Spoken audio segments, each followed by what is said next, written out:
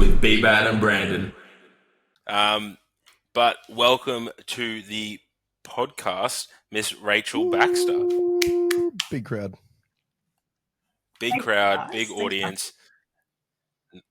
No, thank you so much for coming on. Because as most people know in the realm of powerlifting, but obviously you do a few cool things outside of the world of powerlifting that keeps you nice and busy. But we do have one question to start us off, and it's always I'll let Johnny explain this one because I'm a bit special. You're special to us, Brando.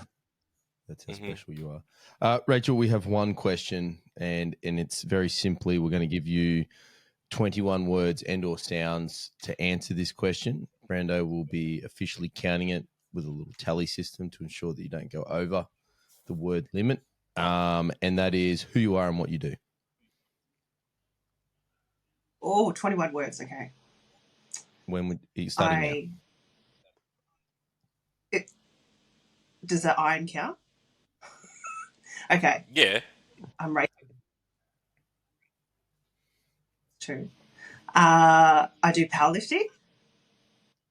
I work for a global sports nutrition company, and I run my own business. And I like food. How many words is that? The right amount. To be honest, I wasn't counting because I started laughing at you a little bit. Not like in a malicious way laughing at you, but like when you said, I do powerlifting, that's a bit of an understatement. You're kind of good at this thing called powerlifting. Kind of. What's No. You are kind of a big deal, but let's go back, and I think the best way we do it with a few of our guests is to go through like a chronological order of a timeline. Like, where did it all begin for you in terms of lifting? Because you've done some incredible stuff now. Thank you. I started in 2019, so about 4 years now of lifting, full powerlifting. But I started lifting weights when I was probably I think I was probably 11 or 12, maybe 13. Mum and Dad had those, like the twist dumbbells in their now room. Those were the OG. So yeah, started trying those out and found Mum's stack of oxygen mags and was like, I want to look like that. And yeah, the rest is pretty much history. I've been in the fitness industry ever since. Wow. And what prompted is it just picking up those magazines that literally just prompted you to go, I want to look like that? Yeah, I just loved, I remember looking at photos of Nicole Wilkins and Dana Lynn Bailey and the amazing figure athletes, and was like, I love how they look, and it just was amazing to see, the physical strength in it too. So yeah, a little bit. Did you have a sporting background before that? Not really, actually. No, I didn't grow up playing sports or anything. I started playing netball when I was 13, and I threw myself into that pretty quickly and did that until I was about probably 20, 21, 22. But yeah, the gym definitely. Yeah, right. That's a pretty interesting, a lot of people who kind of find this sport seem to be, I always look at powerlifting as where the wash-ups go. Once you've completed that team sport or that sport where you've always finished, then you enter powerlifting. And obviously that's changed a little bit now, being that it is so much more mainstream. But it's interesting to see that you didn't have that sporting background, yet you found weights just to be this thing that you absolutely loved. And when did you realize, oh shit, I'm actually good at this? Oh geez, I think it was sort of the first year, when I first started in 2019. I had no idea what I was doing. I'd actually never learned how to squat or deadlift or bench properly before that as well. So it was sort of like a whole new world, and I'd always trained, multiple times a day and stuff like that. So it was just a whole new way of training, which was so cool. And I think I applied that bodybuilding mindset and was like, I would have trained like 6 days a week. And I was pretty after doing my first program and was like, oh geez, this is different. But I think I loved it because I had come from bodybuilding and it was very hard on, Mm. dieting and having to look a certain way. And, there's obviously things that come with that are not necessarily positive things. So, being able to actually, sorry, that's a noise going on in the background. Being able to actually just train for performance was a totally different ball game. Did you struggle with that mindset shift? I think, I mean, I definitely did at the start. I'd just come from doing a bodybuilding comp when I went into powerlifting. And I Mm. think, really struggling with like reverse dieting, which I said I was going to reverse diet properly, and I definitely didn't.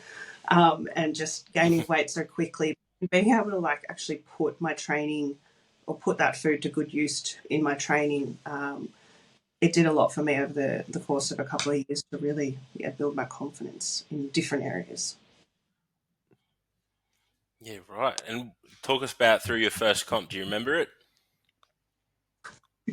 Yes, yes, I do. May have been a Um, bit of like a. I may know it the was, answer, but anyways. yeah, I bombed my first comp on Oops. bench. On bench, Oh technically, no. Oh, there. I didn't really train bench very much. Uh, I was a bit bad. Like I loved squatting and I loved deadlifting, but I was like, Mm. I don't get bench. I don't understand. There's obviously so many different cues and the calls as well. I missed all of the calls and bombed that comp. So I No. was off to the start. Damn. what did you squat what did you squat? Attempt to bench and go to deadlift that comp. I think I squatted 160 in sleeves. Um, Jeez. and I think I went 70, 75, and I think I failed on 75 again. And then Yep. deadlift. I didn't actually deadlift. Like I think I just pulled something randomly in the gym, and I think I pulled 170. So yeah, I learned God, that's not bad for your first Damn. comp 160. That first in ever squat in sleeves. sleeves too. That's ridiculous. yeah, it Yeah. was good fun. Yeah. And then after doing that, were you hooked essentially? It was like, this is my thing. I need to do more of, I need to do powerlifting, like you said. Yes, yes. I think even like losing or not losing, well, failing or bombing that comp, it actually just really just gave me this fire. Like, no, I need to do this properly and commit to it. And I came back. I think I'd squatted the next. I think I did the next one in sleeves. Yeah, I'm pretty sure I did that in sleeves. But then I did two comps pretty close, back to Mm. back after that as well. So, yeah, I was hooked. Well, that's pretty like it's the epitome of obviously failure's not everything, and that it really did light a fire under you. Now, I know I said we'll go chronological order, but let's just skip forward recently. You've had this. You've unfortunately did go bomb at GPC Oh no. Nationals. Yeah. Tell us about Mm. that. Has it had the same effect? Yes. Yes. It actually has. It obviously I was pretty upset on the day. I was sort of like, oh Mm. shit. You work so hard for so long, and I hadn't had the best pro or comp earlier in the year, so I'd really tried to dial things in and just make sure I'm doing the right stuff for this comp. But yeah, definitely, I let my feelings. I think the one thing I learned from the previous time is I just let myself feel those things and was like, you know what, it is what it is. But there's always another comp. The main things are you're not injured. Mm. Definitely strength issue as well. So it was, how do I learn from this and I will come back and be better. So it definitely made me reassess a couple of things that I was doing as well, and probably it was probably a good thing. And I think I'll look back and be like, it probably needed to happen. Mm. Yeah. And I really wanted to just like get you on because you obviously talking to you over the last couple of weeks, hearing that, and there's a lot of people out there that look at bombing a comp or failing a comp as a really negative thing. But as you said, like you've learned, obviously you bombed the first one, which would have been a very big experience for a new lifter coming into a sport that can seem very daunting. But you took it on, you took it on board and you just kept showing up the next day and you're like, this is how I can be better. What was the process Mm. for you in those days after a bombing? Because it is such an emotional thing. Like we put so much time, effort, and emotion into this that we want the best out of it. But at the end of the day, everyone's bombed. Like, we've all had a comp that hasn't gone the way we want, whatever it is, no matter how. Every person's different. But how did you step through and let those feelings come and then go reflect? And was there a process around it, or was it something that you just let kind of happen organically? Yeah, I think I probably let it happen more organically. I definitely was. I mean, the Sunday I woke up and I was like, "Fuck! I just want to like run out of here," and just like I seriously contemplated just leaving. Like I just don't want to show my face again. Like, oh my god, how embarrassing. But then I was like, no, Rach, you've got two choices. Like you can show up or you can walk away. Like you have two Mm, choices here. And for me, showing up regardless of how I felt was a massive thing. And I actually really enjoyed the day. I had so many, chats with amazing people. And I think it was a good thing for me to be there the next day because it sort of dissipated those feelings of you're not you're not just who you are because of what you've achieved or what you total. You're a good person as well. So there's more to life than lifting, and actually supporting everyone else was a big thing, and to show up for them as well, like they've shown up for me through my preps too. So not really. I mean, the week after was pretty shit. I was definitely like, what do I do? Do I go into bodybuilding? Do I just sport? I don't know, but um, it was good just to have a break and to sort of reassess, yeah, move forward. That's really cool though. Like I feel like we could just literally end the podcast there because the message you spoke about is, you showed up into an environment where one, nobody's gonna remember what happened but you. Like, no one's gonna really Yeah. put much stock in it but you. And then you showed up for others, which will just dissipate any feelings of, any negative feelings around it. And I really like how you articulated that. I think that was really special because I think we get so caught up in this. I know Johnny and I have probably seen it more than most. It's just the same thing. So I'm going to ask, like, from a coaching perspective, Johnny, like, do you have a process of when the client bombs of how to reflect and come Yeah, back? well, I think, one first thing I would like to say is that if you do enough comps, they're not all going to be great. And That's a fucking and good point. if you want to be a competitor who competes frequently and often, and whether it's a high level, little level, medium level, if you're going to do enough of them, eventually one of them won't work. And you Mm-hmm. need to be ready for that and be cool with it. And like you said, you got to accept the emotion because you can't have dizzying highs of success without accepting the fact there's going to be dizzying lows at times. And then the most important thing I think is jumping straight back in there. And like you did that next day, jumping in with your team, like that weekend's no longer a shit weekend. It was a shit day for you, but you got to have an incredible team experience and got to see however many people are in your team, plus all the other people lifting. You got to enjoy and have a great weekend. Just one of the days wasn't great. Like that's extraordinary. And then Yeah. whether I think you need more time, I think personally getting straight back on the horse and getting straight back into the gym and trying to get through the rough bit would be most important. Maybe you don't think about or contemplate competing again anytime soon, but just the getting back in that gym and going through it. And I think, like you said, Brando, is the most important thing. The person who really mostly cares about it is yourself. And like, I think there can be a real anxiety or stress around, I'm going to go to the gym. Fuck, everyone's going to know I bombed. Oh, man, they're all going to ask me, oh, how you feeling? How'd you bomb? Oh, I don't want to have that conversation. Yeah. I don't want to talk about it. Everyone knows it sucks. You're not going to get caught in that, though. Most people are respectful, I think, Mm. of it and just kind of move through. And then maybe 6 to 12 months' time, we can joke about it. Yeah. Oh, don't worry, I've already. Bro, Yeah. yeah. What was the message I sent to you the other day? You're the bomb? That's my favorite I was one. like, Yeah, Whoa. yeah. But I It's think like too again, soon. like yeah, it's too soon, no. But again, such a strong message there, and exactly that. You just got to get back on the horse. You got to step foot in the gym Yeah. and just face the emotions. And what Johnny said, most people are so respectful; they're not going to be in your face and go, "Why the fuck did you bomb, you dickhead?" Like, And then the most important thing, I think, once you're ready to look at it like mm, externally, whether that's with your coach or by yourself, you should sit back and look at that, not just that weekend, that whole training prep or preps that led up to that moment. And what I like to call look in the mirror, like, Mm, look, were some of the reasons it didn't work out your fault? And was there stuff you could have, should have mm, done better that you didn't realize at the time, or maybe you did realize? mm, Start making some notes so you can improve on it. Is there other things that you need to make some changes in there?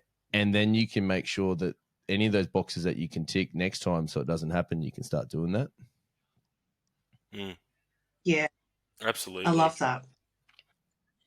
I just don't think people spend enough time looking back to go Mm, forward. Like they're just so caught up in the emotion of it, they never able to step back and look at it and mm, go, "Oh, okay, I need to take some ownership here." And again, like we're not saying Rachel, you didn't, because I know for a fact you did. Like we've had multiple conversations around it. Um, but I think there's a few cases in the past where it's been like, and I've done it before. Like I've Mm, been young, stupid, bomb a comp, and like, oh, the ref fucking called me high for this. It's like, bro, just squat mm. deeper. Like, don't yeah. give them a reason to Yeah. give And you a then that's red. like squat high is a great one. Like if you look back at your train, if we got done for squat high, let's say, and you look back through your training, run into it, and you look at some videos, and maybe you show another person, you go, "Fuck, hang on, maybe I did train a bit high, and I needed that Mm, one, so Mm, I don't do that next time as well." 100%. And I think that's probably the most Mm. common one these days as Squat well. high, Like, the damn referees. You're against and us. like fucking, and just the social media we've spoke about before doesn't play or doesn't help the cause when you see people overseas or somewhere else Mm. squatting ridiculous numbers and it's probably like what this high and Yeah. people think they can get away with it. I think it just adds to the cause as well. It's just like, no, at the end of the day, yes, refs will make human error calls. Do not give mm, them Mm. the option or do not even put doubt in their mind. You should squat to a Mm. position, you should bench and deadlift Yeah. to the standard where there is Mm. no doubt in the referee's head to give you a Yeah. white light. ex- yeah. And I think that was definitely one I took away from that. It just got to maybe open too heavy, and it was, Mm. it probably would 220 probably would have been perfect, maybe an opener in the future, but maybe I just should have made that first one so Mm, undeniably Mm. deep that it was like, okay, yes, because then the second would have pretty much, 100%. and again, I think hard, hard to see from camera yeah, angles and how, change Oh the angle, and yeah. it's easy to look at it completely different. mm, So Mm. Yeah, that's always the worst subjective. thing. If you look back at your videos and you slow them right down, you're going to see them way different to how a referee saw it at the moment on the day, whether it's mm, press core or shoulder Yes. back on a deadlift or whatever. You got to remember, referee called it on a split second decision with probably 3 to 5 spotters standing around them, a crowd, and the fact you're probably the 100th decision they've made for that day, repeated. Like it's Yes. very easy for us to sit back and watch a camera angle and be like, "Oh, that was fucking in," or picking on somebody else as well. mm. Yes. So true. Couldn't agree more. I just think it's got to, we got to see a big. Well, it's just probably more of a rant, but I think it's not what's the word? It's not as evident in some federations, but like there's a lot of federations where I think there's a few. It attracts a different type of lifter where I'm like, mate, just take some ownership over your own results Mm, and less entitlement, less entitlement. And anyways, I won't stop. I'll stop ranting now before we just go down a big Yeah. rabbit hole. I know for myself personally as a coach, like if I have a guy or a girl, like let's have it call it a bad day, I then have my own self reflection on the decisions I made leading up to it. Because I've made some decisions that definitely impacted what they did on that day. It's not Mm, just on the lifter as well. So I always sit back and have hmm my own sort of mm, internal discussions with myself to reflect on things I could have done better or should have done better, or maybe I didn't push that person a bit more to go and do this and that. a lot of it falls back on us as well, I think. That's a really good point as well. I think, and yes, you're 100% right, Johnny. I think if I've had a client bomb or not have a good day, the first thing I try and do, not the first thing, that's a lie, but maybe the day after or the next 2 days before I'm looking at their next block, it's writing down just some notes so I can take into account when I think about the next block. Going, okay, what did I do last time for them? How could I probably influence a difference? I think that's also the difference between a good coach and a very good coach. Willing to take ownership of not just, because at the end of the day, they're paying, a client is paying us for We're a a service. result. We are a service. So we must first and foremost get that result. And I think that gets lost. Yeah, very true. And I mean, I definitely don't ever think that, and I think I said this to you, Brendan, like I don't ever expect that, whoever is my coach, it's never their ultimate responsibility to, yes, 100%. It's not. However, there is things that reflecting on, did we manage fatigue enough, or did we manage, the work stresses enough? Did those collaborative things that you can work on together, I think is so important moving forward. You just learn from them and you can adapt and overcome them next time too. 100%. Like, it's a 50-50 relationship, coaching or coaching an athlete. And it's got to be, even though it's, 50%, you both need to put in 100%. To get 100%. So 250s to get 100 with both doing 100 to get 100. Science. I think. No, that's math. That's math. That's math. I think another good point is like all this reflective stuff is a really good thing you should do after a successful comp too. Yes. Like you shouldn't just sit back after a great competition where you just PB the shit out of everything and just went right back to it. Like you should, because there was probably still some opportunities in that run that you didn't do, or your coach, you as a relationship didn't do, and there's some things you could have done better, and there's probably some great positives you can be like, you know what, the change of doing that or changing a deload week or whatever, some simple things really worked. And I think too often we don't sit back and look at the really successful ones as well. We just go, yeah, that one was sick, and move straight into the next one. I'd agree. And then I think to add to that is, I think a lot of clients could potentially feel some anxiety about going to their coach and saying, hey, I don't think you delivered on what we said at the start of the prep. Yeah. And I think I'd just encourage people to do that, because as we said before, you're paying for a service. And if that standard drops, if the expectations and those boundaries standards have dropped throughout that prep, it is on the athlete to speak up as well, as much as it is for the coach to then go, shit, I'm so sorry. This is what I'll do. Let's move forward. Yeah, one of my favorite questions to ask the client is, what can I do better? I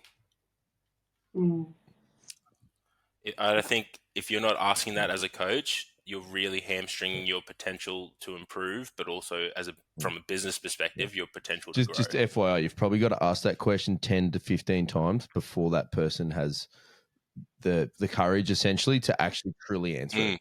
Because the first 2 to 15 times will be like, no, you're sick. Everything's great. It might be the 15th time when you continually pester them and ask them that they will actually feel comfortable enough to tell you that. And even a side note, if you want a really good growth experience as a coach or a business owner, ask someone who left you why they left. 100%. I've got some of my best lessons from that. Yeah, literally. Agreed. I think because you also made a good point. Like anyone in the first week of a training block into a prep is going to be like, everything's great, everything's easy, it's not that hard. By the end, it's probably going to be pretty fucked. They're probably like, you know what, I hate you, regardless of the results. That's fine. I'm self-aware enough to go, it's your fault. So for your mindset shift, Rachel, have you started considering a competition for yourself yet to help pull you back to that kind of competitive edge thing, or are you just still just I'll just do some sets, do some reps, train each week, and then it will come to me what's the right path. Yeah, no, we have, yeah. So jumping back in and doing January comp. I'm not Nice. sure what the date is, but it'll be summer classic or something, and probably do that in sleeves. So Yeah, nice. I haven't done obviously since the first one, so I'm excited to actually push that a little bit because I know training in sleeves previously, and then having specific blocks of just sleeved training and then getting into wraps, it just had so much carryover. So I'm actually really excited to see what it does to my wrap squat after that. Fucking Should be pretty no. cool. It's kind of funny though, because like speaking, with what the two options Johnny just gave there of picking a new comp to get in and then just going back in the gym doing sets and reps to get that consistency. I think we did both to get you really in. Like we took both options there. We set a date for the comp or a rough date just because the calendar's not out yet. Um, Yeah. and then we're like, okay, now let's just get you back into the gym. And I think we set 3 Yeah. days, but mandatory 2 days. And then the third day was like, if you can right now. And I think Mm, that was the best thing. Absolutely. I think you said it before as well. Getting back into the gym, it's the hardest part because you have all this like, oh, I've got to start again The almost, and it's noise. like, yeah, you've got a lot of that going on, and then you get back into the routine of things, and it's like the fire starts to burn again, and you're like, oh, I can, I'm ready now. So I think that was Yeah. definitely the best thing. I know there's been times when I have taken long periods off the gym, or like a month, and it just sets you so much further back, and it doesn't really do much for your head noise and your anxiety as Mm. well. So it's getting back on the horse was the best decision right now. And to switch a bit of gears here, because like you mentioned in your 21 words, you're a business owner and Yes. you work for just a sports nutrition company, and not like just a small sports nutrition company. Just lean. Like you work for one of the biggest, most well known in the world. Like you are Yes. Optimum Nutrition Gold Standard Whoa. Whey. Is to put context around it. Like they're one of the longest standing companies in the absolute world. Whoa. How are you Yes. managing running your own business, a full time job, and still training at such a high level? Like, how is that Juggling. juggling? How's that juggling Less act sleep, going? more lifting.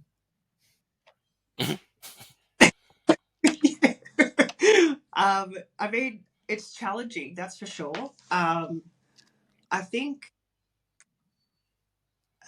this year I've definitely learned a lot more about how to balance those things as well, because I think at the start, obviously it was working for Optimum Nutrition, so full time. I've been working full time since I don't know, I think I was 18 and pretty much went straight to full time work. So I've always, I guess, managed that as well as training. So that really wasn't ever a struggle. And it was obviously adding the business side of things as well that definitely tested me at times.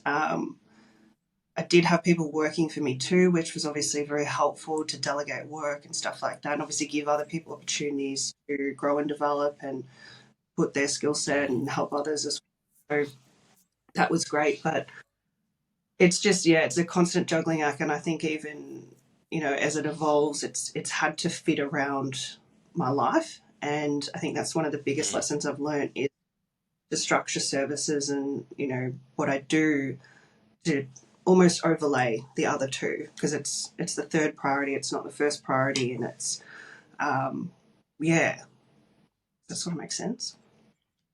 It does make sense, and I guess it looks like for me, how do you prioritize the balancing act? Like, take out the training aspect and competing at a high level, but like the two, because business owner working for someone else, it's a balancing act because obviously you need to be here a lot, do the things that need to be done, but also over here, like anyone who's run a business knows it takes a lot of headspace. How does that happen? Yeah, Like, do they benefit each other? Do they work in conjunction, or is it something that you just have to keep completely separate? yeah, it's a really good question. I think in all honesty, I think they've almost worked in conjunction. Hmm. I mean, I started this pretty much, when was it? It was November. It was during COVID. So we were, there wasn't much to do and I wasn't actually training a lot as well. So it was something that I was like, what can I do? I'm really bored. And I obviously have these skills that I don't really know what to do with them. And I also wanted to develop some other skills that I lacked in my career. So it was like, I almost wanted to do it to help benefit Yeah, business right. and optimize that sort of thing. So in a way, I feel like it's definitely helped me learn a lot, particularly with leadership and managing a team of athletes is what I do for Optimum, and I think it's been a benefit as well because they know that I understand, and they often say to me, "You just get it, like what we have going on." Mm. They're all business owners as well, or have multiple businesses, and um, it's a constant juggling act for them too. So I think having someone that understands that has also been a benefit in a way too. Yeah. They sort of do. I mean, it's different things, but it's similar in a way as well. And it's helped me just to learn and probably grow personally as well. Um, Mm. yeah, just be a bit more confident in myself because I've not really ever been the most confident person. So being able to, build that confidence and those leadership skills has been uh, awesome. That's unreal though. Like he can. I think there is a lot of confidence to gain out of running a business. A lot of stress that comes with it, but it's those challenges and hurdles that really build confidence. And working with a team of athletes and having to manage athletes is hard enough. But if you can empathize with them, and if they can look at you and go, "Fuck, well, she's a high level athlete and she's running a business and she's working full time," we can really give more to her. We can be a bit more open, and she'll be more understanding of what our actual challenges are. Yes, absolutely. What type of athletes do you get Absolutely. to look after in your crew? Uh, they're so diverse, which is again awesome because they're like Olympians and elite swimmers and AFL players, but then there's also gym owners and PTs and coaches and they're very diverse and I love that because they've all been handpicked for a reason. That's why I think I really love the team that we've built over the years as well. They're all really good people and genuine people. I think that's also being having those morals. I think for myself too, that's just enabled a lot of things in a lot of different areas and provided opportunities for us to grow as a brand and for them too. So yeah, Because I pretty think diverse. like working for the big company Glanbia, it's not just Optimum Nutrition. You've got that many brands now that diversify across the whole spectrum of sports nutrition that you can pick up different athletes from different backgrounds and have this really, really cool, um, what's a community almost, or it is community supporting and Yeah, just wanting the best out of for every person, not just if they're, a swimmer doesn't want the best just for the swimmer. They want the best performance out of everyone. absolutely, absolutely. And seeing them come together and like collaborate as well has been amazing because they now have they've built their own little networks and um, yeah, they can learn from each other, and it's helped them all develop and grow, which is it's been amazing to watch their journeys over the last couple of years, and yeah, see where they're headed to, which is awesome. I feel like I just look at things, looking at things and just seeing opportunity is there's opportunity in everything, whether it be Mm. through athletes, through the business that might be. It's just having an open mind to those things and helping others and being like, oh, that could work for that person, or that could work really well for them, or just connecting those dots. That's really cool. I think people look at those types of roles of looking after athletes and sports companies and thinking well, they just get free subs and they can just promote the brand, but there's so much more to it. The community outreach that you guys do, helping the greater community, and obviously them just impacting theirs. Like, talk to us a little bit about the work that you do beyond just athlete awareness. Yeah, so my athlete and partnership. And I mean, no 2 days are ever the same, which is, I love that because it's so diverse and I obviously don't get bored, which is great. But I mean, the main things I look after is pretty much athlete content and social media and how they sort of bring to life our online presence. Mm, We obviously have recently gone on to TikTok in the last year, which is a massive platform. So just being able to craft specific content that's in a platform on TikTok and stuff has been a real challenge because you obviously want it to be authentic and to be natural and not very like look at me or here's a tub of mm, product or it's been a real journey to get them to create content that's authentic to them and to their lives. And I'm really big on that because I think it just means more when you actually use the product, you actually integrate it into your life. And like consumers are smart, they know when there's an ad or things like Mm. that now as well. So building a team of loyalists and the partnerships as well, which we partner with big brands like even they do all of our apparel and branding and stuff like that. So partnering with them has been great, and yeah, just being able to leverage their influences and stuff like that too. So there's lots of little. It's yeah, like you said, it goes beyond just managing the athletes. It's sort of Mm. how can we mm, elevate them and how do we actually tell their stories, which is pretty much the next evolution into 2024 as well. Mm. So that's pretty exciting to be able to share who they are and what they stand for, where they've come from as well. So yeah, that's unreal. I think it's and like obviously this podcast was started off the back that everyone has their own story, and we want to share those stories. So that's such a good. I love the ability to have helping others have a platform to do that. yeah, Now, yeah. um, I do. So obviously, you're quite well known in the powerlifting scene. You're pretty much there's a lot of females. So the point I'm trying to make is, since started coaching with yourself, I've had a lot of people come to me and be like, "Oh my god, she's actually like the greatest human. She inspires me." How do you feel when you hear those sorts of statements? Was it something that, like, I don't believe anyone ever sets out to go, "I'm going to inspire so many women," but that's the effect you've had. Being a role model Oh, because you are so strong, run your own business, and still doing ticking all these goals. Like, how does that make you feel when you hear those sorts of accolades? honestly, it still feels really weird.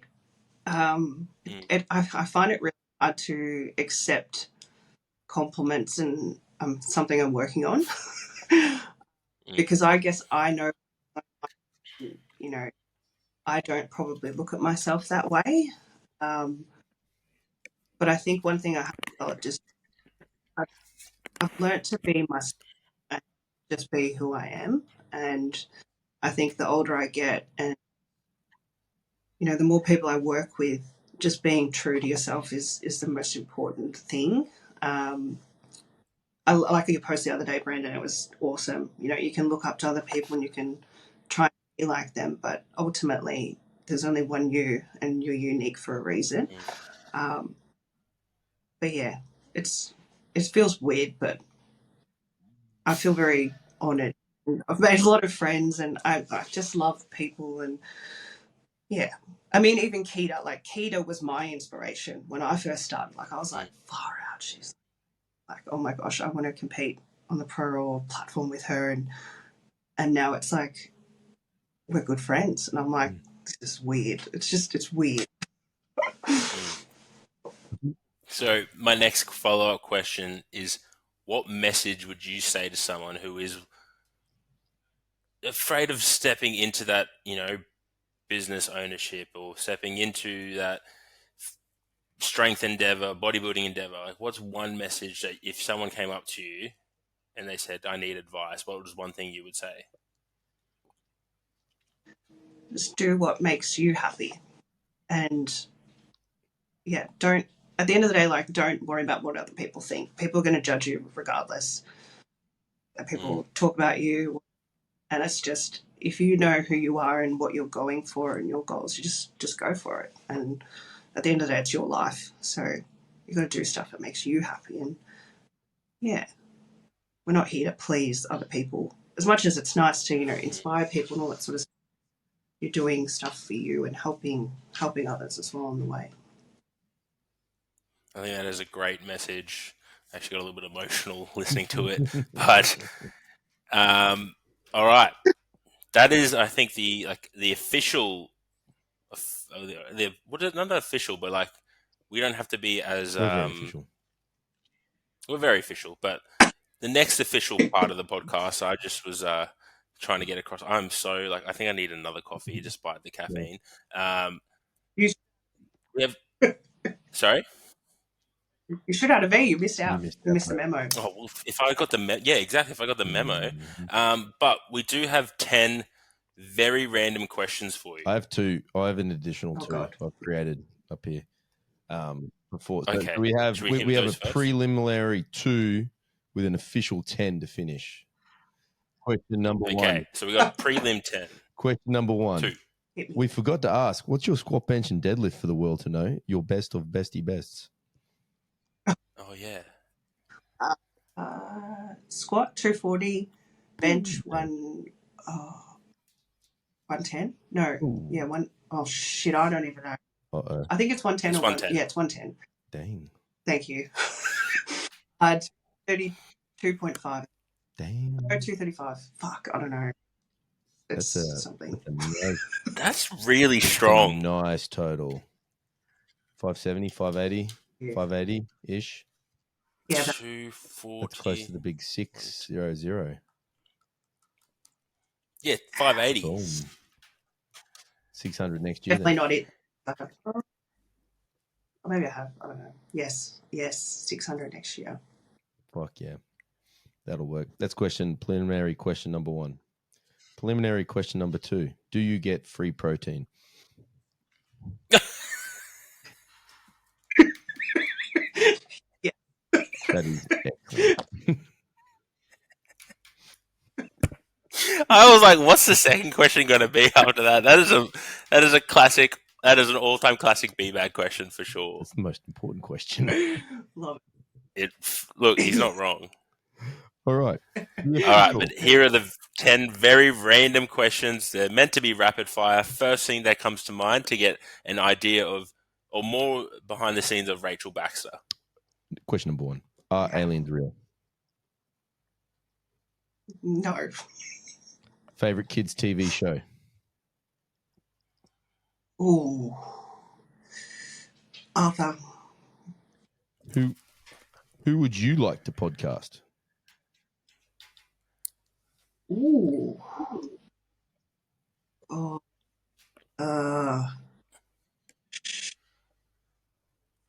Oh, that's a tough question. Mm-hmm. Can we come back to that one? We can revisit. Pass. Favorite memory of school?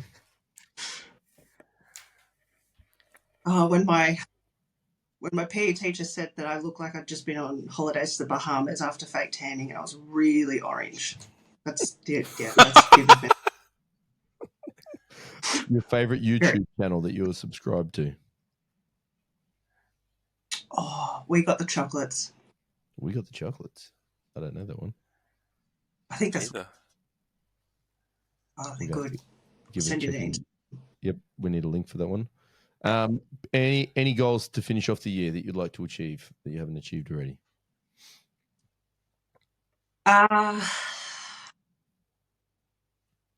Yeah, relaunch my business, and hopefully get under 90 kilos. That would be nice.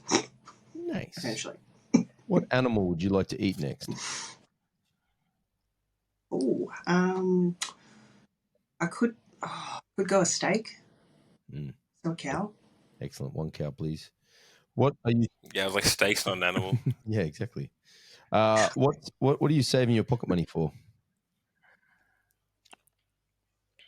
A holiday. I'd love to go to Europe at some point in the next couple of years. You need to. It's extraordinary. Yeah. Have you been? Yeah. I was in Need to go. Finland and Germany last year, and Paris. Well, kind of this year, last year. It was sick. And then we're going to Manchester for Worlds soon, which will be sick. Nice. Yeah. Me and Brando, we've saved up our pocket money because our goal was to buy you a billboard for the day. What would you like to put on it? Both of your faces. Oh, that's a good one. Yeah. That's a good answer. Also, I was a little bit concerned. I was like, where's he going with this? I haven't saved any pocket money for anything. What family traditions do you have, Rachel?